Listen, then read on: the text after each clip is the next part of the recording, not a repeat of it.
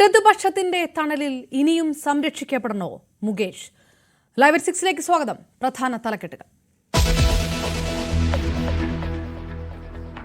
ലൈംഗിക പീഡന കേസിൽ മുകേഷിന് താൽക്കാലിക ആശ്വാസം.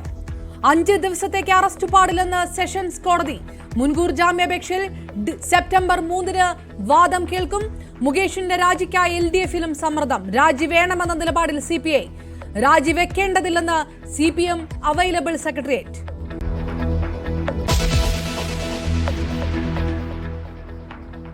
സിദ്ദിഖിനെതിരായ യുവനടിയുടെ പരാതിയിൽ തെളിവുകൾ അന്വേഷണ സംഘത്തിന്. കോടതിയെ സമീപിച്ച് സിദ്ദിഖ്. ജയസൂര്യക്കെതിരായ കേസിൽ സംവിധായകൻ ബാലചന്ദ്രമേനോന്റെ മൊഴി രേഖപ്പെടുത്തും. നടിയുടെ പരാതിയിൽ മുകേഷ്, ജയസൂര്യ, മണിയമ്പിള്ള രാജു, ഇടവേള ബാബു എന്നിവർക്കെതിരെ ഗുരുതര വകുപ്പുകൾ.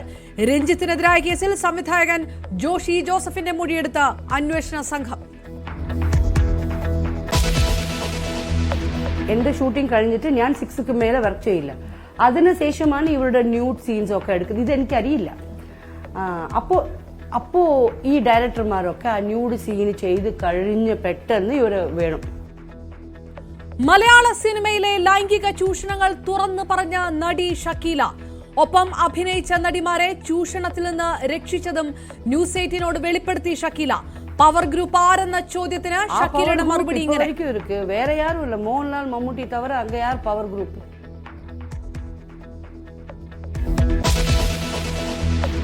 ஃபார்ம் பண்ணுறோம். இன்னும் 2-3 டேஸில் அறிவிப்பு வந்துடும். 10 பேர் குழுவோட ஒரு കമ്മിറ്റി ഫോം பண்ணுறோம். തമിഴ് സിനിമയിലും ഹേമ കമ്മിറ്റി മാതൃകയിൽ സ്ത്രീകളുടെ പ്രശ്നങ്ങൾ പഠിക്കണമെന്ന ആവശ്യം. അവസരത്തിനായി വിട്ടുവീഴ്ച ആവശ്യപ്പെടുന്നവരെ കണ്ടെത്തണമെന്ന് നടൻ വിശാൽ. News 18 exclusive.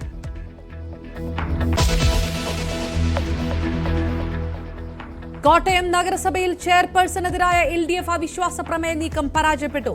കോറം തികയാത്തതിനാൽ അവിശ്വാസം ചർച്ചയ്ക്കെടുത്തില്ല. യോഗത്തിനെത്താതെ UDF BJP അംഗങ്ങൾ.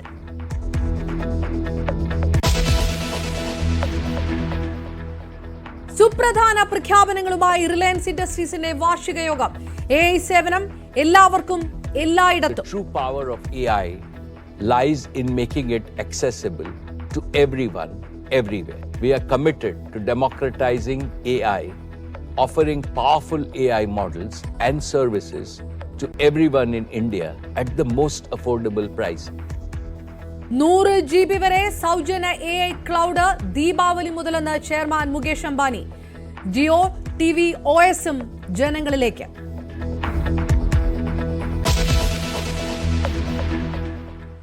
ലൈംഗികാരോപണ കേസിൽ മുകേഷിന് ആശ്വാസമായി. അടുത്ത 5 ദിവസത്തേക്ക് കോടതി അറസ്റ്റ് തടഞ്ഞു. അടുത്ത മാസം 3 വരെ അറസ്റ്റ് പാടില്ല എന്ന് ജില്ലാ സെഷൻസ് കോടതി വ്യക്തമാക്കി. അറസ്റ്റ് തടയണമെന്ന മുകേഷിന്റെ ഹർജിയിലാണ് കോടതി നടപടി. എറണാകുളം സ്വദേശിയായ നടിയുടെ പരാതിയിൽ മുകേഷ് ഉൾപ്പെടെ 7 പേർക്കെതിരെ പോലീസ് കേസെടുത്തു. നടന്മാരായ ജയസൂര്യ, മണിയമ്പിള്ള രാജു, ഇടവേള ബാബു, കോൺഗ്രസ് നേതാവ് VS Chandrasekharan, production controller Noble, production executive Vichu എന്നിവർക്കെതിരെയാണ് കേസെടുത്തത്. മുകേഷിനു പുറമെ മണിയമ്പിള്ള രാജു, ഇടവേള ബാബു, VS ചന്ദ്രശേഖരൻ എന്നിവർക്കെതിരെയും ബലാത്സംഗ കുറ്റവും ചുമത്തിയിട്ടുണ്ട്. സംവിധായകൻ രഞ്ജിത്തിനെതിരായ കേസിൽ സംവിധായകൻ ജോഷി ജോസഫിന്റെ മൊഴി രേഖപ്പെടുത്തുകയായിരുന്നു അന്വേഷണ സംഘം. എറണാകുളത്തെ തമ്മനത്തുള്ള ജോഷി ജോസഫിന്റെ വീട്ടിലെത്തിയാണ് അന്വേഷണ സംഘം മൊഴിയെടുത്തത്. നവമി ദിനേശ് ചേരുന്നു. നവമി, നിയമ പോരാട്ടങ്ങളിലേക്ക് കൂടി കടക്കുന്നു, നിയമ നടപടികളിലേക്ക് കൂടി കടക്കുന്നു. എത്രത്തോളം ശക്തമായ വകുപ്പുകൾ ചുമത്തിയാണ് ഈ കേസുകൾ വരുന്നത്? തിരികെ കോടതിയെ സമീപിക്കുന്ന നടന്മാർ ഒരു വശത്ത്, അന്വേഷണ സംഘം വ്യക്തമായി മൊഴിയെടുക്കുകയും ചെയ്തു. ഇന്നത്തെ നിയമ നടപടികൾ ഏതെല്ലാം കേസുകളിലാണ് പ്രധാനമായിട്ടും നടന്നിരിക്കുന്നത്?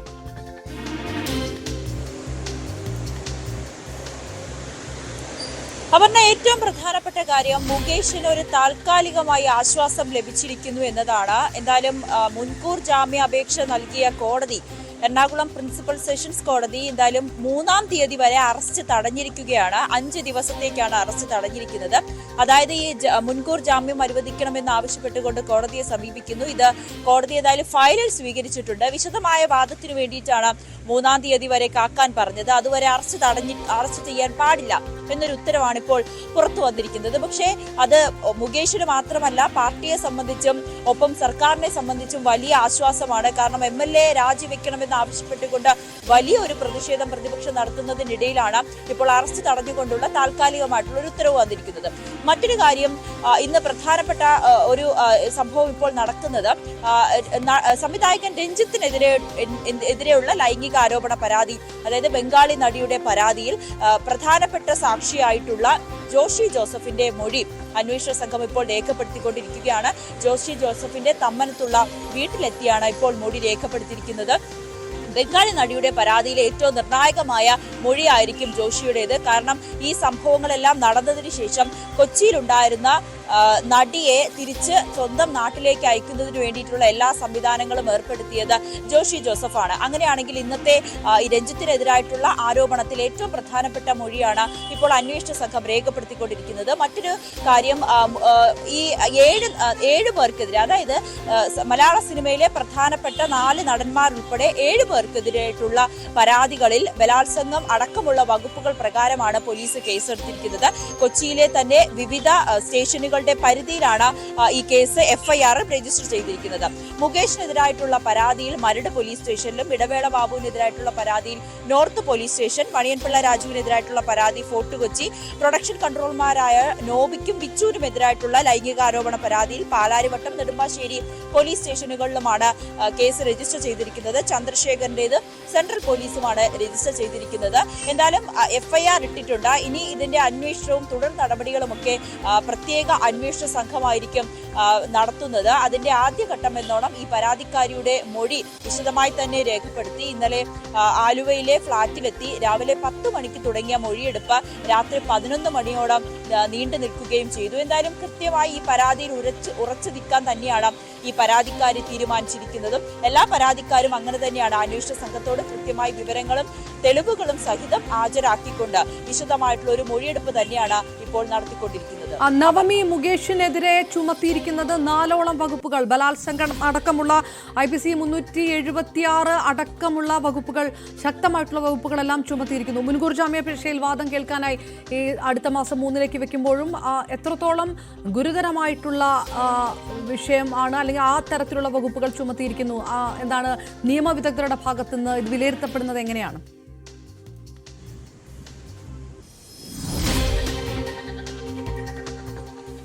അപർണ, മുകേഷിനെതിരെ ബലാത്സംഗ കുറ്റം അടക്കമുള്ള വകുപ്പുകളാണ് ചുമത്തിയിരിക്കുന്നത്. മരട് പോലീസാണ് FIR രജിസ്റ്റർ ചെയ്തിരിക്കുന്നത്. എന്തായാലും മുൻകൂർ ജാമ്യ അപേക്ഷ തേടി ആയിരുന്നു ഹൈക്കോടതിയെ സമീപിച്ചത്. എറണാകുളം പ്രിൻസിപ്പൽ സെഷൻസ് കോടതിയായിരുന്നു ഈ അപേക്ഷ പരിഗണിച്ചത്. പരിഗണിക്കുന്ന വേളയിൽ തന്നെ വിശദമായിട്ടുള്ള ഒരു വാദം കേൾക്കണമെന്ന് ആവശ്യപ്പെട്ടിരിക്കുന്നു. അതിന്റെ അടിസ്ഥാനത്തിലാണ് 3-ാം തീയതിയിലേക്ക് കേസ് പരിഗണിക്കാനായി മാറ്റിയിരിക്കുന്നത്. അതുവരെ അറസ്റ്റ് പാടില്ല എന്നുള്ള ഉത്തരവ് കൂടി വന്നിരിക്കുന്നു. അങ്ങനെയാണെങ്കിൽ 5 ദിവസത്തേക്ക് മുകേഷിനെ അറസ്റ്റ് ചെയ്യാൻ പാടില്ല. പക്ഷേ വിശദമായ വാദം നടക്കുമ്പോൾ മുകേഷിനെ സംബന്ധിച്ച് ഏറ്റവും പ്രധാനപ്പെട്ട കാര്യം, ഈ ആരോപണങ്ങളെല്ലാം വാക്കാൽ നിഷേധിക്കുന്നു എന്നതിനപ്പുറത്തേക്ക് ഈ പരാതിക്കാരുടെ കയ്യിൽ കൃത്യമായിട്ടുള്ള തെളിവുകളും ചാറ്റുകളും ഉണ്ടെന്ന് പറയപ്പെടുന്നു. അങ്ങനെയാണെങ്കിൽ ഈ തെളിവുകളൊക്കെ കോടതിക്ക് മുൻപിൽ ഹാജരാക്കിയാൽ അതിനെ ഏത് വിധത്തിലാണ് മുകേഷ് പ്രതിരോധിക്കുക എന്നതാണ് നോക്കിക്കാണുന്നത്. മുകേഷിന്റെ വിശദീകരണം അനുസരിച്ച് ഈ പരാതിക്കാരി ഒരു ഭീഷണി, അതായത് പൈസ തട്ടുന്നതിന് വേണ്ടി ഇതിനു മുൻപ് തന്നെ പരാതിക്കാരിയും ഭർത്താവും കൂടി തന്നെ സമീപിച്ചിരുന്നു, അവസരം നൽകണമെന്ന് ആവശ്യപ്പെട്ടിരുന്നു. പക്ഷെ താനത് നിരസിച്ചിരുന്നു. അതിന്റെ ഒരു പ്രതികാരം അല്ലെങ്കിൽ മറ്റെന്തോ ഒരു ഗൂഢലക്ഷ്യം, പണം എന്നോ ആവശ്യത്തിന് വേണ്ടിയിട്ടാണ് ഇപ്പോൾ തനിക്കെതിരെ ഇങ്ങനെ ഒരു ആരോപണം ഉന്നയിച്ചത് എന്നുള്ളൊരു വാദമാണ് മുകേഷ് രംഗത്തെത്തിയിരിക്കുന്നത്. പക്ഷേ അങ്ങനെയാണെങ്കിൽ മുകേഷിന് ഈ പരാതിക്കാരി മുകേഷിന്റെ സ്വഭാവത്തെ പ്രകീർത്തിച്ചുകൊണ്ട്, അതായത് വളരെ മാന്യമായിട്ടുള്ള പെരുമാറ്റമായിരുന്നു താങ്കളുടേത് എന്ന് പ്രകീർത്തിച്ചുകൊണ്ട് ഒരു വാട്സപ്പ് മെസ്സേജ് അയച്ചു എന്ന് മുകേഷ് മാധ്യമങ്ങളോടായി പറഞ്ഞിരുന്നു. അങ്ങനെയാണെങ്കിൽ ഈ വാട്സപ്പ് മെസ്സേജുകളോ അല്ലെങ്കിൽ മറ്റു തെളിവുകളോ ഈ പരാതിക്കാരി ഭർത്താവും ഭീഷണിപ്പെടുത്തിയിരുന്നു എന്നതടക്കമുള്ള തെളിവുകൾ നിരത്തിയാൽ മാത്രമേ കോടതിക്ക് ഇത് ബോധ്യപ്പെടുകയുള്ളൂ. കാരണം ബലാത്സംഗം അടക്കമുള്ള വകുപ്പുകൾ വളരെ ഗുരുതരമായിട്ടുള്ളൊരു വകുപ്പാണ് മുകേഷിനെതിരെ ചുമത്തിയിരിക്കുന്നത്. അങ്ങനെയെങ്കിൽ മുകേഷിനെ സംബന്ധിച്ച് കോടതിയിൽ ഇനി വാദം ആരംഭിക്കുമ്പോൾ കൃത്യമായിട്ടുള്ള തെളിവുകൾ ഹാജരാക്കിക്കൊണ്ട് മാത്രമേ മുന്നോട്ട് പോകാൻ കഴിയുകയുള്ളൂ. ഇല്ല എന്നുണ്ടെങ്കിൽ മുൻകൂർ ജാമ്യ അപേക്ഷ നിരസിക്കുകയാണെങ്കിൽ, മുൻകൂർ ജാമ്യം തള്ളുകയാണെങ്കിൽ അറസ്റ്റ് അടക്കമുള്ള കാര്യങ്ങളിലേക്ക് അന്വേഷണ സംഘവും കടക്കും. റൈറ്റ്, നവമി ദിനേശ് വിവരങ്ങൾ നൽകിയത് കൊച്ചിയിൽ. ബലാത്സംഗ കേസിൽ പ്രതി ചേർക്കപ്പെട്ട മുകേഷിന്റെ രാജിക്കായി സമ്മർദ്ദം ശക്തമാകുമ്പോഴും കൊല്ലം MLA കൈയൊഴിയാതെ CPM. സമാനമായ ആരോപണം നേരിട്ട കോൺഗ്രസ് MLAമാർ രാജിവെക്കാത്തത് ചൂണ്ടിക്കാട്ടിയാണ് പ്രതിരോധം. എന്നാൽ ധാർമ്മികമായി മുകേഷിന്റെ രാജി അനിവാര്യമെന്ന് CPM സംസ്ഥാന നേതൃത്വത്തെയും മുഖ്യമന്ത്രിയെയും നേരിൽ കണ്ടറിയിക്കാൻ CPI നേതൃത്വം തീരുമാനിച്ചു. ആരോപണം നേരിടുമ്പോഴത്തെ സാഹചര്യം മാറി. ബലാത്സംഗ കേസിൽ പ്രതി ചേർക്കപ്പെട്ടതോടെ മുകേഷിന്റെ രാജി അനിവാര്യമായി എന്ന വിലയിരുത്തൽ ഇടത് കേന്ദ്രങ്ങളിൽ പോലും ശക്തമാവുകയാണ്. അപ്പോഴും മുകേഷിനെ തള്ളിപ്പറയാൻ CPM നേതൃത്വം തയ്യാറാകുന്നില്ല. ആദ്യം ഈ രംഗത്ത് ഇതിന് മുൻപുള്ള 2 MLAമാരുടെ കാര്യത്തിൽ നടപടി സ്വീകരിക്കുന്നതോടുകൂടി തന്നെ മൂന്നാമത്തെ ആൾക്ക് നിൽക്കാൻ സാധിക്കില്ല.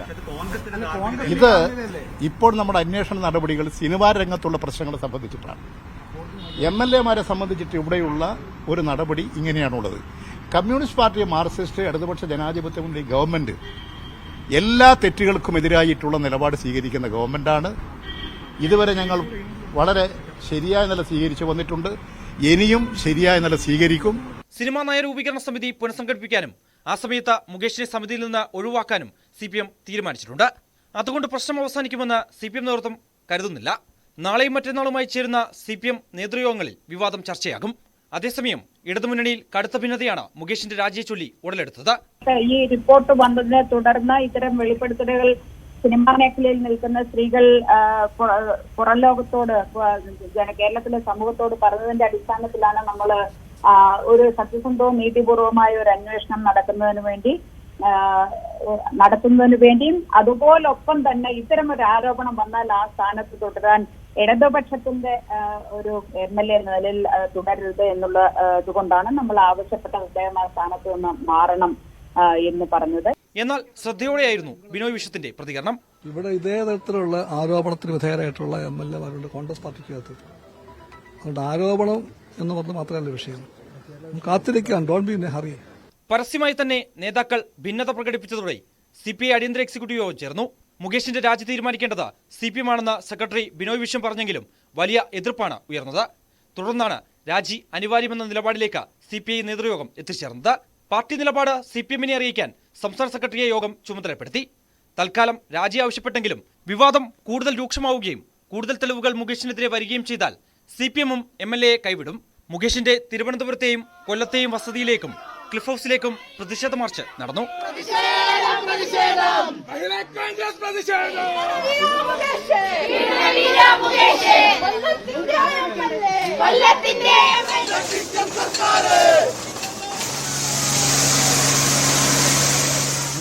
തിരുവനന്തപുരം. കോൺഗ്രസ് നേതാക്കൾ പലരും മുകേഷിന്റെ രാജി ശക്തമായി ഉന്നയിക്കുന്നില്ല എന്നത് ശ്രദ്ധേയമാണ്. ധാർമ്മികമായി MLA സ്ഥാനത്ത് തുടരുന്നത് ശരിയല്ലെന്നും രാജിവെക്കണമോ എന്ന് തീരുമാനിക്കേണ്ടത് മുകേഷാണെന്നുമായിരുന്നു തിരുവഞ്ചൂർ രാധാകൃഷ്ണന്റെ പ്രതികരണം. കേസ് വന്നു കഴിയുമ്പോൾ അതിന്റെ സബ്സിക്വന്റ് ആയിട്ട് വരേണ്ട കാര്യമല്ലേ?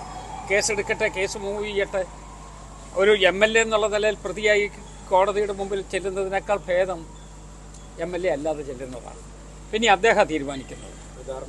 അത് ധാർമ്മികതയുടെ പേരിലാണ് എന്നാണ് പറയുന്നതെങ്കിൽ അതേ ധാർമ്മികതയുടെ എക്സ്റ്റൻഷനാണ് രാജിവെക്കുക എന്നുള്ളത്. അതിൻ്റെ സബ്സിക്വൻ്റ് ആയിട്ടുള്ള ഭാഗമാണ്. അതെന്താണെന്നുള്ളത് വ്യക്തിപരമായി അവർ തന്നെ തീരുമാനിക്കണം. പക്ഷേ ജനസമൂഹം ആഗ്രഹിക്കുന്നൊരാഗ്രഹമുണ്ട്. ആ ആഗ്രഹത്തിന് അനുകൂലമായി മുന്നോട്ട് പോയില്ലെങ്കിൽ യഥാർത്ഥത്തിൽ ഇത് ചുറ്റിപ്പിടിക്കാൻ പോകുന്നത് വേറെ കുറെ കൂടെ ആളുകളെ. മുകേഷിനും രഞ്ജിത്തിനും സംരക്ഷണം നൽകുന്നത് മന്ത്രിമാരെന്ന് കൊടിക്കുന്നിൽ സുരേഷ് MP. മുകേഷിനെ സംരക്ഷിക്കുന്നത് മന്ത്രി KN ബാലഗോപാലും രഞ്ജിത്തിന് സംരക്ഷണം നൽകുന്നത് സാംസ്കാരിക വകുപ്പ് മന്ത്രി സജി ചെറിയാനുമാണ്. ഇപ്പോൾ ഇവർക്ക് സംരക്ഷണവുമായി EP ജയരാജനും രംഗത്തെത്തിയിരിക്കുന്നു. വിൻസെന്റിന്റെയും എൽദോസ് കുന്നപ്പള്ളിയുടെയും കേസുകളോട് താരതമ്യം ചെയ്ത് മുകേഷ് വിഷയം നിസാരവൽക്കരിക്കുകയാണെന്നും കൊടിക്കുന്നിൽ പറഞ്ഞു. മുകേഷിനെ സംരക്ഷിക്കുന്ന തരത്തിൽ മുകേഷ് MLA രാജിവെക്കേണ്ടതില്ല എന്ന മുൻവിധിയോടുകൂടി പ്രഖ്യാപിച്ചത് ധനകാര്യ വകുപ്പ് മന്ത്രിയാണ്. KN ബാലഗോപാൽ നടത്തിയുള്ള പ്രസ്താവനകൾ എന്താണ്? ആരെ വെള്ളപൂശാനാണ്? മുകേഷിനെ വെള്ളപൂശിക്കൊണ്ട് മുകേഷിന്റെ രാജി ആവശ്യമില്ല, മുകേഷ് വലിയ തെറ്റൊന്നും ചെയ്തിട്ടില്ല, മുകേഷിനെ സംരക്ഷിക്കും എന്നൊക്കെ പറഞ്ഞുകൊണ്ട് കൊല്ലം MLA കൂടിയായ മുകേഷിനെ സിനിമാ നയരൂപീകരണ സമിതിയിൽ പോലും രാജിവെക്കേണ്ട കാര്യമില്ലെന്നാണ് നമ്മുടെ ധനകാര്യമന്ത്രി പറഞ്ഞു വരുന്നത്. അപ്പോൾ മുകേഷിനെ സംരക്ഷിക്കുന്ന ആരാണ്? മുകേഷ് രാജിവെക്കാൻ അനുവദിക്കാതെ മുകേഷിനെ സംരക്ഷിക്കുന്നത് കേരളത്തിന്റെ ധനകാര്യ വകുപ്പ് മന്ത്രി ആണ് എന്ന് പറഞ്ഞാൽ നിഷേധിക്കാൻ കഴിയുമോ? മുകേഷിന്റെ രാജിയിൽ സർക്കാർ നിലപാട് വിചിത്രമെന്ന് PMA സലാം. ഹേമ കമ്മിറ്റി റിപ്പോർട്ട് 4.5 വർഷം പൂഴ്ത്തിവെച്ചു. സിനിമയിലെ നയരൂപീകരണ സമിതിയിൽ 2 പേര് ആരോപണങ്ങൾ നേരിടുന്നവരാണ്. ഇനിയും ഇവർ ഒപ്പം നിൽക്കണോ എന്ന് മുഖ്യമന്ത്രി തീരുമാനിക്കണമെന്നും PMA സലാം പറഞ്ഞു. സർക്കാരിന്റെ നിലപാടുകളാണ് ഏറ്റവും വിചിത്രമായിട്ടുള്ളത്. പ്രതി ഗവൺമെന്റ് തന്നെയാണ്, പ്രത്യേകിച്ച് സാംസ്കാരിക വകുപ്പിന്റെ ചുമതലയുള്ള മന്ത്രി. അദ്ദേഹത്തിന്റെ അലംഭാവമാണ് അല്ലെങ്കിൽ പ്രതികളോട് അദ്ദേഹം കാണിച്ച സഹകരണമാണ് 5 വർഷക്കാലം ഇത് അനിശ്ചിതമായി നീണ്ടുകൊണ്ടുവന്നത്. അവർ വെച്ചുകൊണ്ടാണ് നയരൂപീകരണ സമിതി ഉണ്ടാക്കാൻ ഗവൺമെന്റ് മുന്നോട്ട് പോകുന്നത്. എന്ന് വെച്ചാൽ ആ നയം എന്തായിരിക്കും നമുക്കൊക്കെ അറിയാലോ. അവരുടെ നയങ്ങളാണ് സിനിമയിൽ പ്രാവർത്തികമാക്കാൻ പോകുന്നതെങ്കിൽ സിനിമ വ്യവസായത്തിന് വേറെ എന്തെങ്കിലും പേരിടലായിരിക്കും നന്നാകുക. ഇനിയെങ്കിലും ഗവൺമെന്റ് തെറ്റുകൾ സമ്മതിച്ച് ആ തെറ്റുകൾക്ക് ഉത്തരവാദിയായ ആളുകളെ മന്ത്രിസഭയിലും നിയമസഭയിലും ഒക്കെ കൂടെ നിൽക്കുന്ന ആളുകളെ ആ സ്ഥാനത്ത് നിന്ന് മാറാൻ പ്രേരിപ്പിക്കണം. സിദ്ദിഖിനെതിരായ യുവനടിയുടെ പരാതിയിൽ തെളിവുകൾ അന്വേഷണ സംഘത്തിന് ലഭിച്ചു. തിരുവനന്തപുരം മാസ്കട്ട് ഹോട്ടലിൽ അന്വേഷണ സംഘം പരിശോധന നടത്തി. സിദ്ദിഖിനെതിരായ പരാതിയിൽ യുവനടിയുടെ രഹസ്യമൊഴി രേഖപ്പെടുത്തും. അതേസമയം ജയസൂര്യക്കെതിരായ കേസിൽ സംവിധായകൻ ബാലചന്ദ്ര മേനോന്റെ മൊഴിയും രേഖപ്പെടുത്തും. സെക്രട്ടേറിയറ്റിലും അന്വേഷണ സംഘം തെളിവെടുപ്പ് നടത്തും. വിവരങ്ങളുമായി VV വിനോദ് ചേരുന്നു. വിനോദ്, യുവനടി ഉന്നയിച്ച അത്യന്തം ഗുരുതരമായിട്ടുള്ള ആരോപണങ്ങൾ, ബലാത്സംഗമടക്കമുള്ള ആരോപണങ്ങൾ, അതിന് ഉപോത്പലകമായിട്ടുള്ള തെളിവുകൾ അന്വേഷണ സംഘത്തിന് ലഭിച്ചിട്ടുണ്ട് മസ്കറ്റ് ഹോട്ടലിൽ നിന്ന് എന്നുകൂടിയാണോ വ്യക്തമാകുന്നത്? ഏത് തരത്തിലായിരുന്നു തെളിവെടുപ്പ് നടന്നതെന്ന്? അപർണ, സുപ്രധാനമായ നീക്കങ്ങളാണ് തിരുവനന്തപുരത്ത് അന്വേഷണ സംഘത്തിന്റെ ഭാഗത്തു നിന്നുണ്ടാകുന്നത്. ഇപ്പോൾ രഹസ്യമൊഴി രേഖപ്പെടുത്തുന്ന നടപടികൾ പൂർത്തിയാവുകയാണ്. വൈകിട്ടോടുകൂടിയാണ് സിദ്ദിഖിനെതിരെ പരാതി ഉന്നയിച്ച യുവനടിയിൽ നിന്നും രഹസ്യമൊഴി രേഖപ്പെടുത്തുന്നതിനുള്ള നടപടി ആരംഭിച്ചത്. മജിസ്ട്രേറ്റിന് മുന്നിൽ ഹാജരാക്കിയാണ് 164 രേഖപ്പെടുത്തുന്നത്. ഈ നേരത്തെ ഉന്നയിച്ച ആരോപണങ്ങളിൽ നടി ഉറച്ചു നിൽക്കുകയാണ്. ക്രൂരമായ ബലാത്സംഗത്തിന് ഇരയായി എന്ന കാര്യം തന്നെയാണ് ആവർത്തിക്കുന്നത്.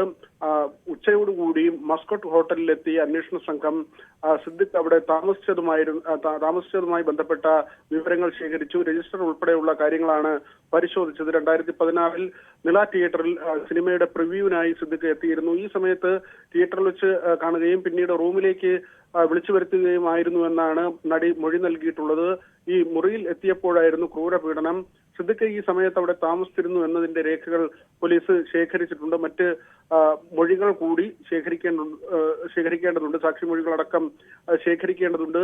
ഈ നടി അവിടെ എത്തിയിരുന്നു എന്നതിനും പ്രാഥമികമായ സ്ഥിരീകരണങ്ങൾ ലഭിച്ചിട്ടുണ്ട്. മുറിക്കുള്ളിൽ മർദ്ദിക്കുകയും ക്രൂരമായ ബലാത്സംഗത്തിനിരയാക്കുകയും ചെയ്തുവെന്നാണ് നടി പറഞ്ഞിട്ടുള്ളത്. അതേസമയം ജയസൂര്യയുമായി ബന്ധപ്പെട്ട കേസ്, ജയസൂര്യക്കെതിരെ ബലാത്സംഗ കുറ്റം ചുമത്തിയിട്ടില്ല. സിദ്ദിഖിനെതിരെ ബലാത്സംഗ കുറ്റത്തിന്റെ വകുപ്പുകളാണ് 376 ചുമത്തിയിട്ടുള്ളത്. 354 ജയസൂര്യക്കെതിരെ ചുമത്തിയിട്ടുള്ളത്. ജയസൂര്യയുമായി ബന്ധപ്പെട്ട കാര്യങ്ങളുടെ അന്വേഷണവും പുരോഗമിക്കുന്നുണ്ട്. ബാലചന്ദ്ര മേനോനിൽ നിന്ന് മൊഴി എടുക്കാൻ അന്വേഷണ സംഘം തീരുമാനിച്ചു. ബാലചന്ദ്ര മേനോൻ സംവിധാനം ചെയ്ത സിനിമ സെക്രട്ടേറിയറ്റിനുള്ളിൽ അതിന്റെ ഷൂട്ടിംഗ് നടക്കുന്ന സമയത്താണ് തനിക്ക് നേരെ അക്രമമുണ്ടായതെന്ന് കൊച്ചി സ്വദേശിയായ നടി മൊഴി നൽകിയിരുന്നു. ഈ കേസുമായി ബന്ധപ്പെട്ടും അന്വേഷണം തുടരുകയാണ്. മൊഴിയെടുക്കുക, സെക്രട്ടേറിയറ്റിനുള്ളിൽ തെളിവെടുപ്പ് ഉൾപ്പെടെയുള്ള കാര്യങ്ങൾ ഉണ്ടാകും. സെക്രട്ടേറിയറ്റിനുള്ളിൽ ശുചിമുറിയിൽ പോയി മടങ്ങും വഴിയായിരുന്നു ശാരീരികമായി അക്രമം ഉണ്ടായതെന്നാണ് മൊഴി നൽകിയിട്ടുള്ളത്. ഇതിന്റെ അടിസ്ഥാനത്തിലുള്ള പരിശോധനകളും വരും ദിവസങ്ങളിൽ തുടരും. അപർണ. VV വിനോദാണ് വിവരങ്ങൾ നൽകിയത്. കൂടുതൽ വാർത്തകളിലേക്ക് വരാം ഇടവേളയ്ക്ക് ശേഷം.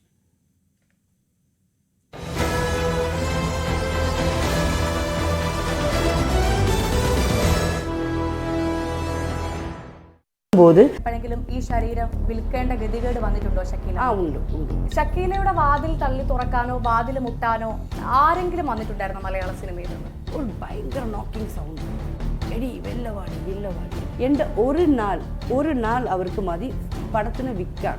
ഇത്തരത്തിൽ എത്ര കമ്മിറ്റി വന്നാലും ഒന്നും നടക്കത്തില്ല. ഷക്കീലാമ്മ അങ്ങനെ എത്ര വട്ടം നോ പറഞ്ഞിട്ടുണ്ട്? എത്ര തവണ I can't count. Men are like dogs, they can go around any bitch. വേറെ யாரும் இல்லை, மோகன்லால் மம்முட்டி தவிர அங்கே யார் பவர் குரூப்?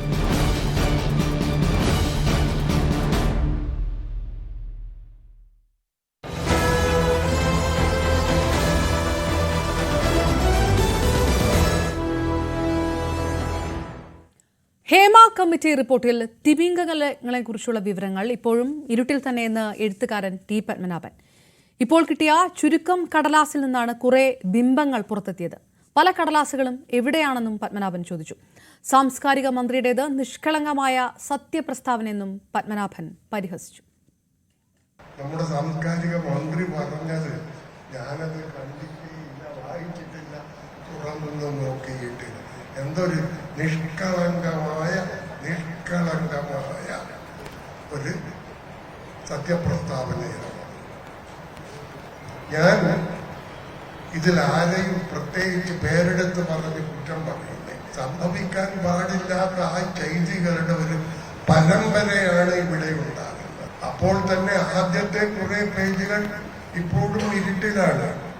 അതിലാണ് ഏറ്റവും വലിയ തിമിംഗലങ്ങളെ കുറിച്ചുള്ള പ്രസ്താവനയുള്ളത്. അതിപ്പോഴും ഇരുട്ടിലാണ്.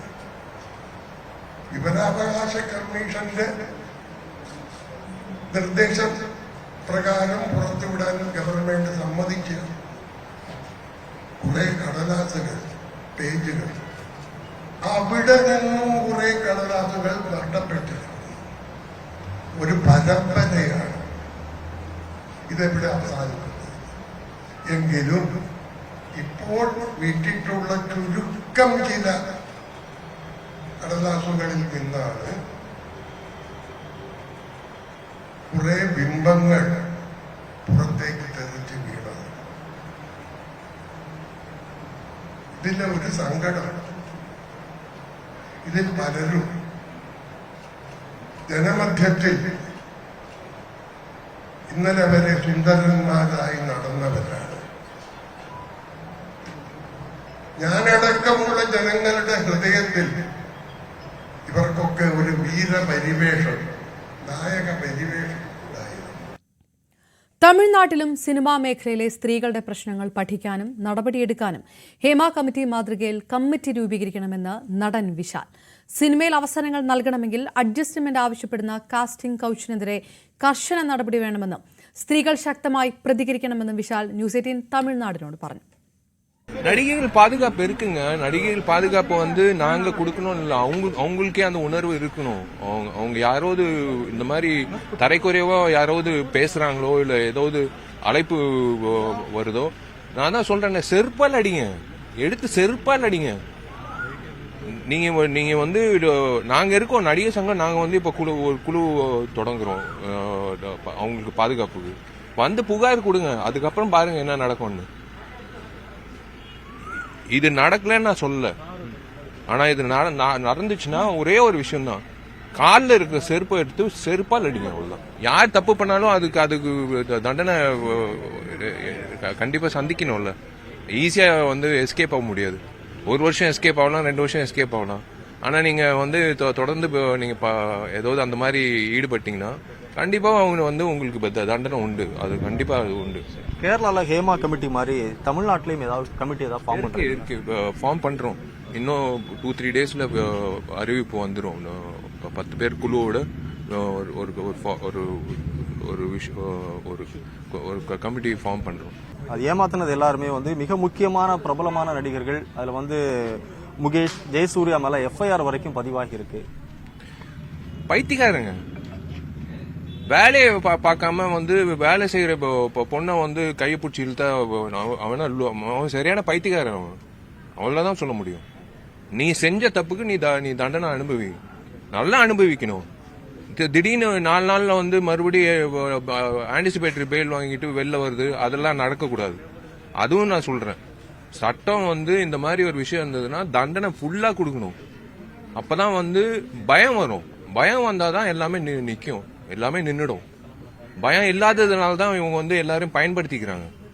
அந்த பயம் ഉണ്ടാക്കണം. அதுதான் நான் சொல்ல வரேன்.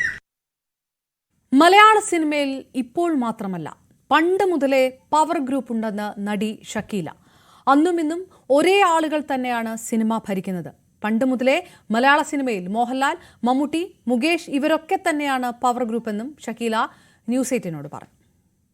ഷക്കീലമ്മ, ഈ ഹേമ കമ്മിറ്റി റിപ്പോർട്ടിൽ പറയുന്നുണ്ട് മലയാള സിനിമയിൽ ഒരു പവർ ഗ്രൂപ്പ് ഉണ്ട് എന്ന്, മെയിൽ ഓറിയന്റഡ് ആണ് ആ പവർ ഗ്രൂപ്പ് എന്ന്. ഷക്കീലമ്മ മലയാളത്തിൽ അഭിനയിച്ചിരുന്ന കാലത്ത് അത്തരത്തിലൊരു പവർ ഗ്രൂപ്പ് സിനിമയിലുള്ളതായിട്ട് അറിയാമായിരുന്നു. ആ പവർ ഗ്രൂപ്പ് இப்ப வரைக்கும் இருக்கு. வேற யாரும் இல்ல. மோகன்லால் மம்முட்டி தவிர அங்க யார் பவர் ഗ്രൂപ്പ്? അവരാണ് മെയിൻ പവർ ഗ്രൂപ്പ് അവിടെ. ഇപ്പോഴും പവർ ഗ്രൂപ്പ് അവരാണ്. അവരാ മറ്റാരുണ്ട് അതില്? അതിലിപ്പോ മുകേഷ് ഉണ്ട്, അവരുണ്ട്, ഇവരുണ്ട്, എല്ലാരുമേ ഉണ്ട്. പക്ഷെ മെയിൻ അവരാ. രാത്രിയായാൽ നടിമാരുടെ വാതിലിൽ മുട്ടുന്നത് അന്നുമുണ്ടായിരുന്നു. നടി രൂപശ്രീയുടെ വാതിലിൽ മുട്ടുന്നതും നേരിട്ട് കണ്ടിട്ടുണ്ടെന്ന് നടി ഷക്കീല പറഞ്ഞു. രൂപശ്രീയെ അവരിൽ നിന്ന് രക്ഷപ്പെടുത്തി നാട്ടിലേക്ക് തിരിച്ചയച്ചത് താനാണെന്നും ഷക്കീല ന്യൂസ് 8നോട് പറഞ്ഞു. ഒക്കെ നടന്ന് ഞാൻ കണ്ടിട്ടുണ്ട്. എന്താ കണ്ടത്? ഒരു ഫിലിം, പേരറിയില്ല, കലാഭവൻ മണി ഉണ്ടായിരുന്നു ആ ഫിലിമിൽ. ഒരു കൊച്ചു പമ്പാല ഷൂട്ടിംഗ് ഉണ്ടായിരുന്നു. അപ്പോൾ അവിടെ ഒരേ ഒരു ഗസ്റ്റ് ഹൗസ്. അവിടെ ഞാൻ ഒരു വീട്ടിൽ വേല ചെയ്യുന്ന പെണ്ണ് ക്യാരക്ടർ. അപ്പോൾ ഞാൻ ഇങ്ങനെ ഒരു സ്റ്റാർ ഒന്നും ഷക്കീല എന്നൊന്നും ഇല്ല. അപ്പോൾ അതിലെ ഹീറോയിൻ രൂപശ്രീ ആയിരുന്നു. അപ്പോൾ അവളുടെ ഓപ്പോസിറ്റ് റൂം എനിക്ക്. അവർ എൻ്റെ അടുത്ത് ഒരു ഹായ് പോലും പറയില്ല. ഒരു ഹീറോയിൻ മെറ്റീരിയൽ അല്ലേ. അപ്പം ഞാൻ എൻ്റെ അനിയനും മേക്കപ്പ് മാനും എൻ്റെ അസിസ്റ്റന്റ് എൻ്റെ ഒരു പേമ ലാമോ എന്ന് ഒരു നേപ്പാളി ഫ്രണ്ട്, ആ കുട്ടി ഉണ്ടായിരുന്നു. ഞങ്ങളൊക്കെ അവിടെ റൂമിലെ നൈറ്റ് ചീട്ട് കളിയൊക്കെ. അപ്പോൾ ഒരു 12:30 ആകുമ്പോൾ ഈ ഞങ്ങളുടെ ഡോർ ക്ലോസിൽ വരുന്ന ഒരു ഭയങ്കര നോക്കിംഗ് സൗണ്ട്. എടി വെല്ലവാടി ഇല്ലവാടി എന്ന്. അപ്പം ഞങ്ങൾ ഓപ്പൺ ചെയ്താൽ ഓപ്പോസിറ്റ് റൂം ഹീറോയിന് അവർ അങ്ങനെ പ്രോബ്ലം ക്രിയേറ്റ് ചെയ്ത് അവർ കത്തുന്നതൊക്കെ ഞാൻ കണ്ടു. അപ്പോൾ ഞാൻ പറഞ്ഞു പോ. അത് ഇപ്പൊ എനിക്ക് കലാഭവൻ മണി ഉണ്ടായിരുന്നു ആ ഫിലിമിൽ അറിയാം. ഫിലിം പേരറിയില്ല. രൂപശ്രീ ആയിരുന്നു ഹീറോയിൻ എനിക്കറിയാം. അത് ഞാനുമുണ്ട്. ഫിലിം പേരറിയില്ല. സോ അപ്പൊ പ്രൊഡ്യൂസേഴ്സ് ഈ കേരളത്തിലെ ഒരു നല്ല മാറ്റർ, ഇന്നും ഒരു പ്രൊഡ്യൂസർ വരും, നാളെ ഈ പ്രൊഡ്യൂസർ ഒപ്പം ഇനി ഒരാൾ വരും, അവനും പറയും ഇവർ എന്റെ പാർട്ട്ണർ, ഇവരും ഒരു പ്രൊഡ്യൂസർ. ഇങ്ങനെ ഒരു 10 നാളിൽ 10 പ്രൊഡ്യൂസർ വരും. ஸோ நமக்கு எனக்கு அது கரெக்டாக யார் என்னன்னு பேர் எனக்கு அறியல. அப்போது அமெரிக்கன் அச்சாயன்னு ஒரு ஆள் உண்டாയിരുന്നു. இப்போ இருக்கிறாரா இல்லையான்னு எனக்கு அறியல. அவர் ഉണ്ടായിരുന്നു, അങ്കിൾ, നല്ല അങ്കിൾ. അവരൊരു ജീപ്പെല്ലാം വെച്ചിരിക്കും അവിടെ. അപ്പോൾ ഞാൻ ഇവർ പറഞ്ഞു പോക്കോണം, നീ ഇതിൽ വരരുത്, നീ ആരാടി, നീ പോയിക്കോ. അത് വെല്ല പോകുന്നു പറഞ്ഞ് ഞാനും എൻ്റെ മേക്കപ്പ് മാനും 2 അര മുന്നോട്ടു. അപ്പോൾ ദേഷ്യത്തിൽ അവർ പോയി. ഞങ്ങൾ ഉള്ള ഗസ്റ്റ് ഹൗസ് ടോട്ടൽ ലോക്ക് ചെയ്തിട്ട് അച്ചായൻ്റെ അടുത്ത് ഞാൻ പറഞ്ഞു, അച്ചായ എങ്ങനെയെങ്കിലും ഈ കുട്ടീനെ നമുക്ക് ഏർലി മോർണിംഗ് ഇവിടെ നിന്ന് അപ്പോൾ അവർ 4 o'clock അവർ ഡ്രൈവർ വന്നത്. അപ്പോൾ ഈ കുട്ടീനെ നമ്മൾ കൂട്ടിക്കൊണ്ടുപോയി റെയിൽവേ സ്റ്റേഷനിൽ വിട്ട് ഞങ്ങൾ തിരിച്ചു വന്നതാണ്. അപ്പോൾ ഇവർ നെക്സ്റ്റ് ഡേ എല്ലാം വന്ന് തേടി. പക്ഷേ എങ്ങൾക്കറിയാം ഇവളുടെ പോർഷനൊക്കെ ഫിനിഷായി. അതുകൊണ്ടാണ് ഇവർ ഡിസ്റ്റർബ് ചെയ്യുന്ന അവള്. അപ്പോൾ പിന്നെ ആ കുട്ടിയും ഇപ്പോൾ ഒരിക്കലും നാനും ഒരു 20-30 years ഫ്രണ്ട്സ്. പഴയകാല നടിമാരായ രേഷ്മ, മറിയ എന്നിവരെ പലവട്ടം ചൂഷണം ചെയ്യാൻ ശ്രമിച്ചത് തനിക്കറിയാമെന്നും ഷക്കീല പറഞ്ഞു. താൻ 6 മണിക്ക് ഷൂട്ടിംഗ് കഴിഞ്ഞ് സെറ്റിൽ നിന്ന് പോകും. അതിനുശേഷമായിരുന്നു പലരും അവരോട് മോശമായി പെരുമാറിയിരുന്നതെന്നും ഷക്കീല വെളിപ്പെടുത്തി. അവരുടെ വാക്കുകളിലേക്ക്. 100%. ആരാ പറഞ്ഞത്? എന്താ പറഞ്ഞത്? മറിയ പറഞ്ഞു. ഇപ്പൊ മറിയ അവിടെ രേഷ്മ പറഞ്ഞു. രേഷ്മ ഇപ്പൊ മൈസൂരിലുണ്ട്. ഇവരൊക്കെ പറയും. എന്താ പറഞ്ഞെന്ന് വെച്ചാൽ ഇതന്നെ. ഇപ്പൊ ഞാൻ പോവും, എന്റെ ഷൂട്ടിംഗ് കഴിഞ്ഞിട്ട് ഞാൻ 6ക്ക് മേലെ വർക്ക് ചെയ്യില്ല. അതിനുശേഷമാണ് ഇവരുടെ ന്യൂഡ് സീൻസ് ഒക്കെ എടുക്കുന്നത്. ഇതെനിക്കറിയില്ല. അപ്പോ ഈ ഡയറക്ടർമാരൊക്കെ ആ ന്യൂഡ് സീൻ ചെയ്ത് കഴിഞ്ഞ് പെട്ടെന്ന് ഇവര് വേണം. അപ്പൊ ഇവര് പോണെന്ന് പറയും. അപ്പൊ ഇവരൊക്കെ കരഞ്ഞു എനിക്ക് ഇതൊക്കെ ഞാൻ എപ്പോഴും ബിസി അല്ലേ.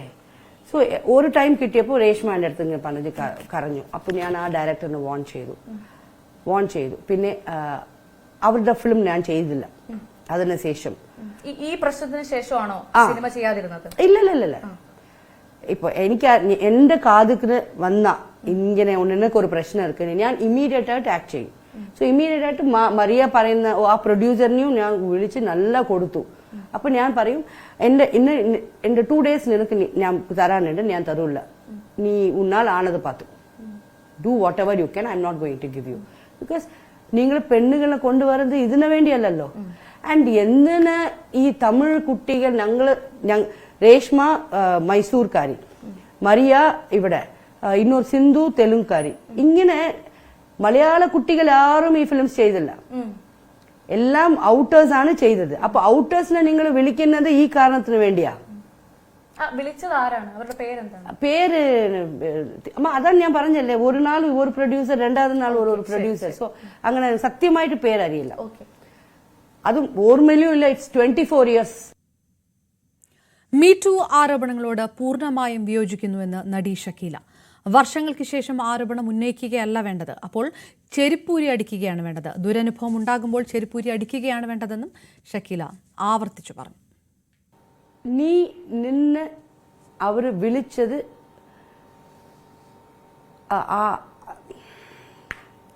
അവർ നിന്നെ വിളിച്ചു എന്ന് നീ പറയുമ്പോൾ you are degrading your self. മനസ്സിലായോ? അപ്പോ നീ അങ്ങനത്തെ കുട്ടിയാണോ? ഇല്ലല്ലോ. അപ്പൊ ഇല്ലാതപ്പോ നിന്നെ വിളിച്ചപ്പോ അപ്പൊ തന്നെ നീ കൊടുക്കണം, അപ്പൊ തന്നെ മറുപടി കൊടുക്കണം, അപ്പൊ തന്നെ ചെരുപ്പെടുത്ത് അടിക്കണം. ആ, God has given you hands, legs, എല്ലാത്തുക്കും മേലെ you have A mouth, you can talk anything. അപ്പൊ തന്നെ കൊടുക്കാനും. ഇതൊക്കെ മുടിഞ്ഞ് 20 years ശേഷം അയാളൊക്കെ കിഴവനായി പോയി. ഇപ്പൊ അവനെ പിടിച്ച് ജയിലിൽ വെച്ച് നിങ്ങൾക്ക് എന്താ കിട്ടാന്ന്? ഇപ്പൊ നിങ്ങൾക്ക് ഇതൊക്കെ പറയുന്ന സ്ത്രീകൾക്ക്, നിങ്ങൾക്ക് ഇപ്പൊ ഫാമിലി ഉണ്ട്, കുട്ടികളുണ്ട്, ഹസ്ബൻഡ് ഉണ്ട്, ഇത് നിങ്ങൾക്ക് നാണക്കേടില്ല ഇപ്പൊ വന്ന് ഇതൊക്കെ പറയുന്നത്? ഇതാണ് I'm against me too. I'm against me too. Me too എനിക്ക് പറ്റില്ല. ബിക്കോസ് അപ്പോൾ നിങ്ങളുടെ കൈ എന്താ ചെയ്തു? അന്ന് എന്തിനു ഓക്കെ പറഞ്ഞോ ഇല്ല ഓക്കെ പറയാതെ ഇപ്പൊ വന്ന് നിങ്ങൾ തന്നെ you are degrading your self എന്നാണ് എന്റെ വിചാരം. പണത്തിന് വേണ്ടിയിട്ട്, ക്യാഷിന് വേണ്ടിയിട്ട് എപ്പോഴെങ്കിലും ഈ ശരീരം വിൽക്കേണ്ട ഗതികേട് വന്നിട്ടുണ്ടോ ഷക്കീല? ഉണ്ട്. ഷക്കീലയുടെ വാതിൽ തള്ളി തുറക്കാനോ വാതിൽ മുട്ടാനോ ആരെങ്കിലും വന്നിട്ടുണ്ടായിരുന്നോ മലയാള സിനിമയിൽ? ഒരു ഭയങ്കര നോക്കിംഗ് സൗണ്ട്, എടി വെല്ലവാടി. എന്റെ ഒരു നാൾ അവർക്ക് മതി പടത്തിന് വിൽക്കാൻ. ഇത്തരത്തിൽ എത്ര കമ്മിറ്റി വന്നാലും ഒന്നും നടക്കത്തില്ല. ഷക്കീലാമ്മ അങ്ങനെ എത്ര വട്ടം നോ പറഞ്ഞിട്ടുണ്ട്? എത്ര തവണ I can't count. Men are like dogs, they can go around any bitch. വേറെ യാരും ഇല്ല, മോഹൻലാൽ മമ്മൂട്ടി തവിர അங்க யார் പവർ ഗ്രൂപ്പ്?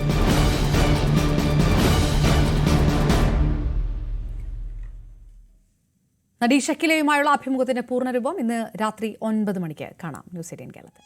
വീണ്ടും ഇടവേള.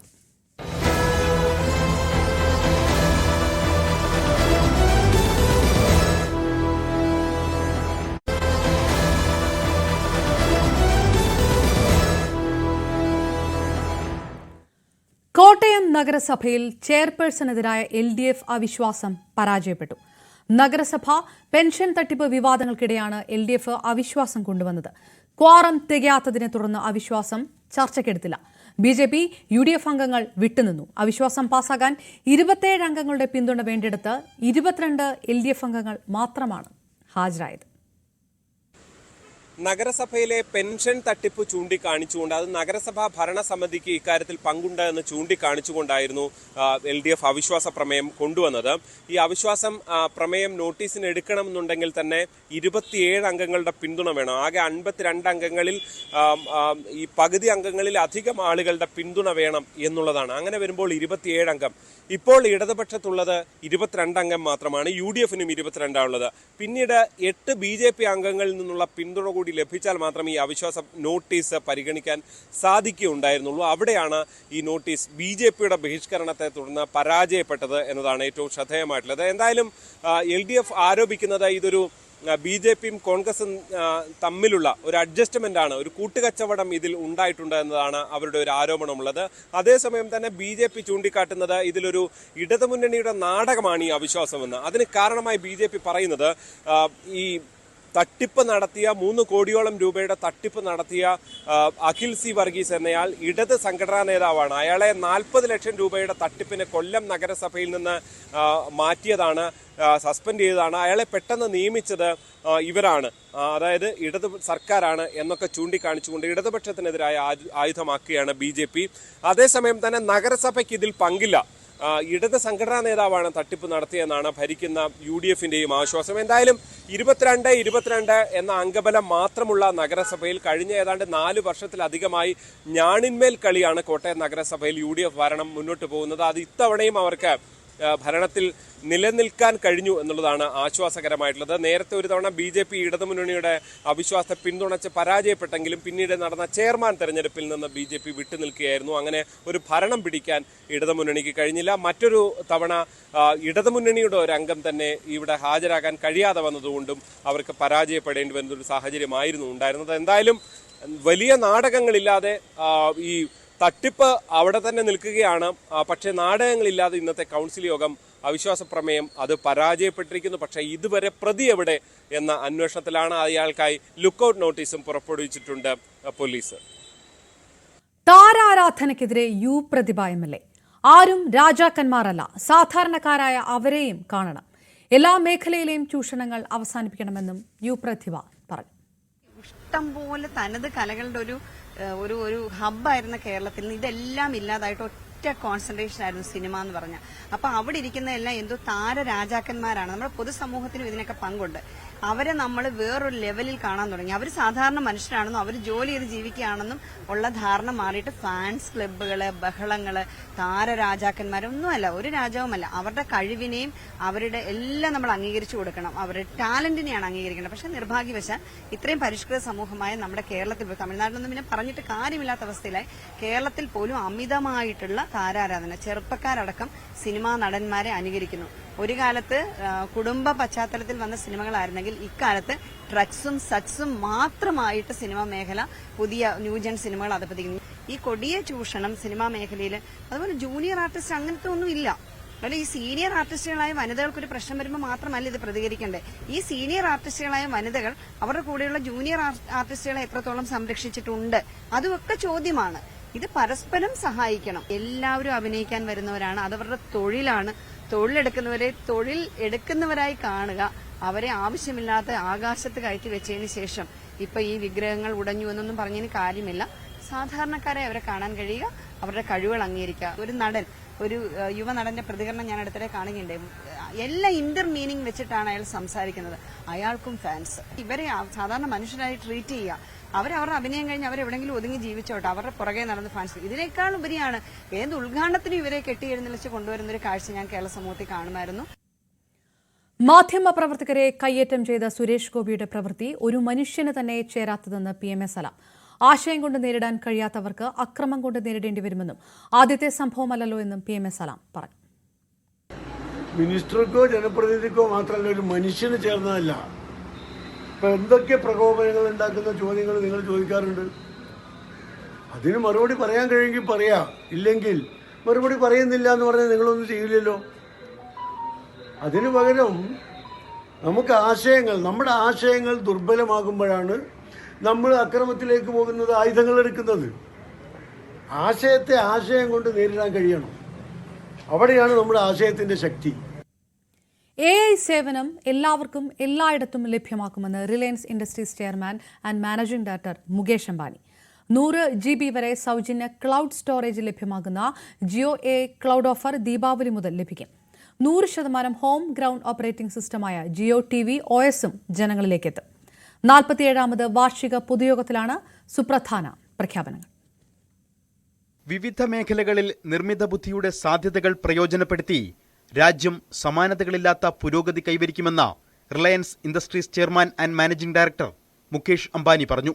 ലോകോത്തര ഡിജിറ്റൽ അടിസ്ഥാന സൗകര്യത്തിലൂടെയും കണക്റ്റഡ് ഇന്റലിജൻസിലൂടെയും ജിയോ ബ്രെയിൻ യാഥാർത്ഥ്യമാക്കും. സാധാരണക്കാരന് മിതമായ നിരക്കിൽ AI സേവനങ്ങൾ ഉറപ്പാക്കുകയാണ് ലക്ഷ്യം. The true power of AI lies in making it accessible to everyone, everywhere. We are committed to democratizing AI, offering powerful AI models and services to everyone in India at the most affordable prices. To achieve this, we are laying the groundwork for a truly national AI infrastructure. We plan to establish gigawatt-scale AI-ready data centers in Jamnagar. 100 GB സൗജന്യ cloud storage ലഭ്യമാക്കുന്ന Jio AI cloud welcome offer Deepavali മുതൽ ലഭിക്കും. I am thrilled to announce the Jio AI Cloud Welcome Offer. Today, I am announcing that Jio users will get up to 100 GB of free cloud storage to securely store and access all their photos, videos, documents, and all other digital content and data. And we will also have the most affordable prices in the market for those needing even higher storage. We plan to launch the Jio AI Cloud Welcome Offer starting Diwali of this year. Reliance Jio TV OSഉം വാർഷിക പൊതുയോഗത്തിൽ അവതരിപ്പിച്ചു. Jio TV OS, our 100% homegrown operating system for the Jio set-top box. Jio TV OS is made for your big TV screen, giving you a faster, smoother, and more personalized experience. It's just like having a custom-made entertainment system at home. Jio TV OS supports cutting-edge home entertainment features like ultra-high-definition 4K video, Dolby Vision, and Dolby Atmos. ആഗോള mobile ട്രാഫിക്കിന്റെ 8% സംഭാവന ചെയ്യുന്നത് ജിയോ ആണ്. ഒറ്റ company എന്ന നിലയിൽ Reliance industries 2023-24 സാമ്പത്തിക വർഷത്തിൽ മാത്രം ദേശീയ ഖജനാവിലേക്ക് നൽകിയത് 1,86,440 കോടി രൂപ. ഡീപ് ടെക് ട്രാൻസ്ഫോർമേഷൻ റിലയൻസിനെ ലോകത്തിലെ മുൻനിര 30 കമ്പനികളിലൊന്നാക്കി മാറ്റുമെന്നും മുകേഷ് അംബാനി അറിയിച്ചു. News desk news 18. ലോകമെമ്പാടുമുള്ള മലയാളം മിഷൻ ചാപ്റ്ററുകളിലെ കുരുന്നുകൾ വയനാടിനായി കൈകോർത്തുകൊണ്ട് മുഖ്യമന്ത്രിയുടെ ദുരിതാശ്വാസ നിധിയിലേക്ക് $2 കോടി സംഭാവന ചെയ്തു. മലയാളം മിഷൻ വയനാടിനൊരു $1 എന്ന പദ്ധതിയിലൂടെയാണ് തുക സമാഹരിച്ചത്. മലയാളം മിഷന്റെ 105 ചാപ്റ്ററിൽ നിന്നുള്ള 50,000 വിദ്യാർത്ഥികളാണ് ക്യാമ്പയിന്റെ ഭാഗമായത്. മലയാളം മിഷൻ ഡയറക്ടർ മുരുകൻ കാട്ടാക്കടയും ചാപ്റ്റർ പ്രതിനിധികളും ജീവനക്കാരും ചേർന്നാണ് തുക മുഖ്യമന്ത്രിക്ക് കൈമാറിയത്. ബ്രസീലിയൻ കരുത്തിൽ കളം നിറയാൻ തിരുവനന്തപുരം കൊമ്പൻസ്. പ്രഥമ സൂപ്പർ ലീഗ് കേരള ഫുട്ബോൾ ടൂർണമെന്റിനുള്ള തലസ്ഥാനത്തിന്റെ ടീമിന്റെ മുഖ്യ ആകർഷണം ബ്രസീലിയൻ താരങ്ങളാണ്.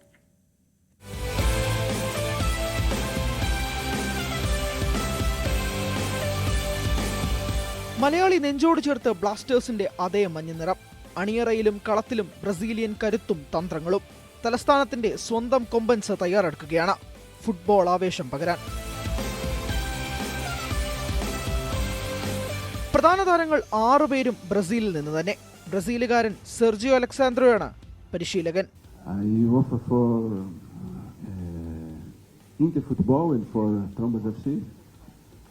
My best knowledge.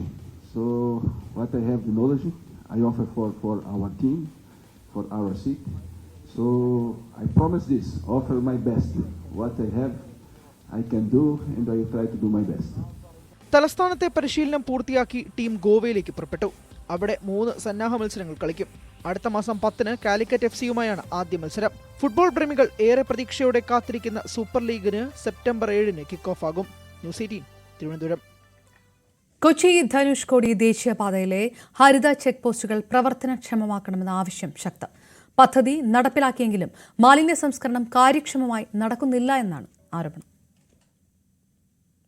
മാലിന്യങ്ങൾ ശേഖരിക്കാനും ശാസ്ത്രീയമായി നിർമ്മാർജ്ജനം ചെയ്യാനാണ് കൊച്ചി ധനുഷ്കോടി ദേശീയപാതയിൽ ഹരിത ചെക്ക് പോസ്റ്റുകൾ സ്ഥാപിച്ചത്.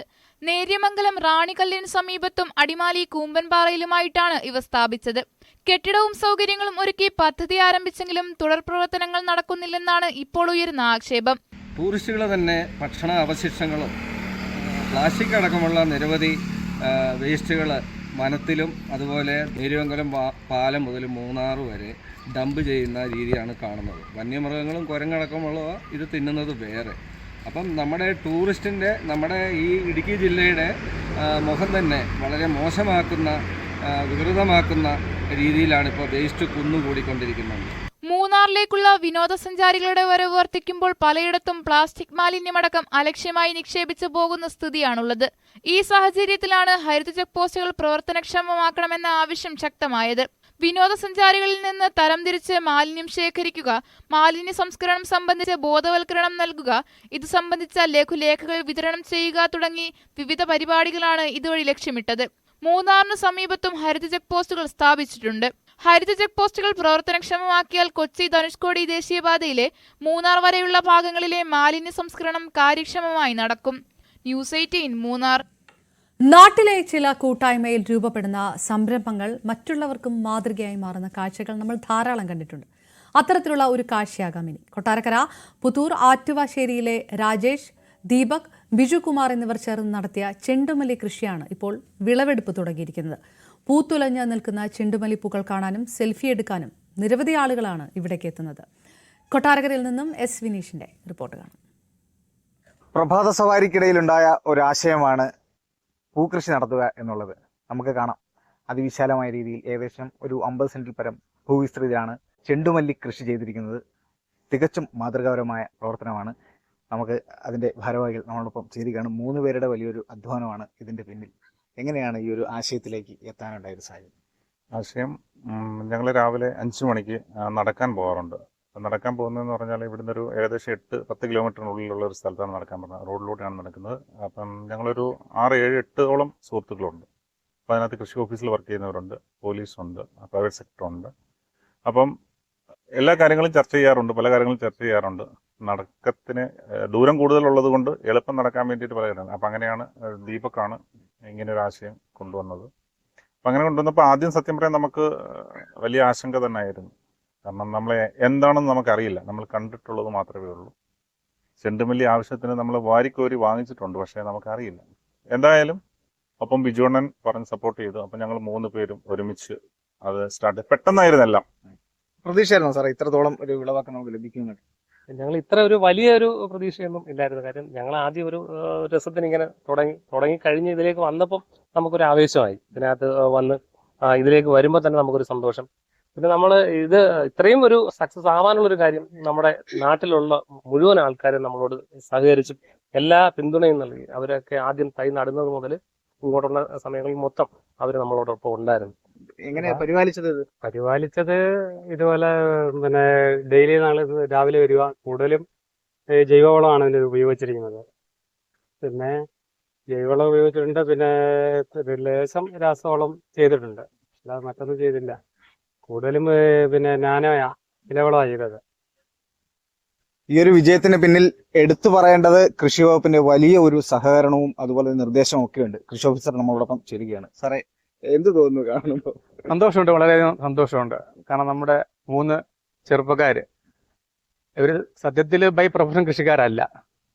പക്ഷെ ഇപ്പം അവര് ഒന്ന് പോലീസ് ഉദ്യോഗസ്ഥനാണ്, മറ്റു പല മേഖലയുള്ളവരാണ്. പക്ഷെ ഇന്ന് അത്ര കൊണ്ട് അവരെ ആറ്റുവാശ്ശേരി കൃഷിക്കാരൻ എന്ന് വിളിച്ചു. കൃഷിക്കാരൻ എന്ന് പറയുമ്പോൾ ഒരു പ്രത്യേകത, നന്മയുള്ളവനാണ്. നാട്ടുകാർക്കെല്ലാം തന്നെ നല്ല ഒരു സന്തോഷം കൊടുക്കുക എന്നൊരു കഴിഞ്ഞു എന്നുള്ളത്.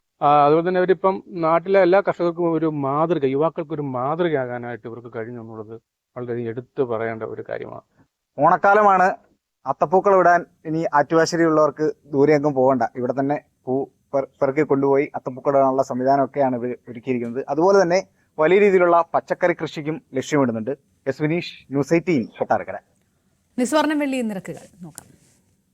കവിത ഗോൾഡ് ആൻഡ് ഡയമണ്ട്സ് ഇന്നത്തെ സ്വർണം വെള്ളി നിരക്കുകൾ നിങ്ങൾക്കായി സമർപ്പിക്കുന്നത് wedding collections from Kavitha gold and diamonds. സ്വർണം 22 ക്യാരറ്റ് ഗ്രാമിന് 6715 രൂപ, പവന് 53,720 രൂപ. 18 ക്യാരറ്റ് ഗ്രാമിന് 5555, പവന് 44,440. വെള്ളിഗ്രാമിന് 92 രൂപ, കിലോയ്ക്ക് 92,000 രൂപ. കവിത ഗോൾഡ് ആൻഡ് ഡയമണ്ട്സ് ഇന്നത്തെ സ്വർണം വെള്ളി നിരക്കുകൾ നിങ്ങൾക്കായി സമർപ്പിക്കുന്നത് wedding collections from Kavitha gold and diamonds. Live 6 പൂർണ്ണമാകുന്നു. ഇടവേളയ്ക്ക് ശേഷം കാണാം പ്രൈം ഡിബേറ്റ്. നമസ്കാരം.